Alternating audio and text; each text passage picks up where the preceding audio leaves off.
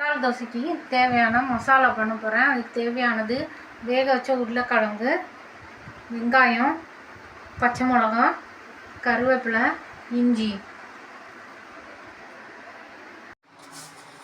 கடாயில் எண்ணெய் வச்சுருக்கேன், காஞ்சிச்சு. கொஞ்சம் கடுகு,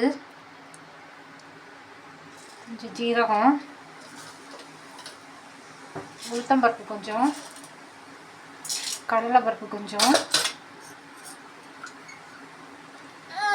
மஞ்சள் பொடி கொஞ்சம், பெருங்காயம். எல்லாம் நல்லா செவந்தோன்னே வெங்காயம் போட்டு வதக்கலாம்.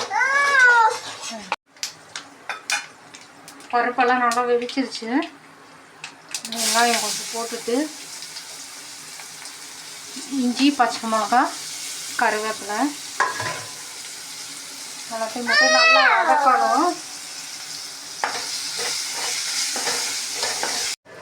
வெங்காயத்துக்கு தேவையான உப்பு போடுவோம், வதக்கிறோம். அப்போ தான் வதக்கிட்டு நல்லா தண்ணி ஊற்றலாம். அப்புறம் உருளைக்கிழங்கு போடுவோம்.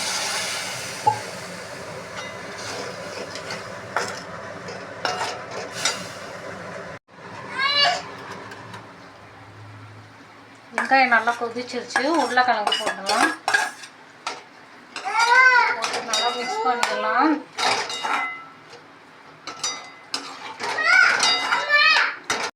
தண்ணி எடுக்கணும். நல்லா மசால் வந்து கெட்டியாகிடுச்சு. இந்த அளவுக்கு கெட்டியாகணும். கிராண்ட் ஆட்டர் வந்திருக்கா, அதுக்காக தான். அவளுக்கு தோசைன்னா ரொம்ப பிடிக்கும். அதுக்காக மசால் தோசை இன்னைக்கு.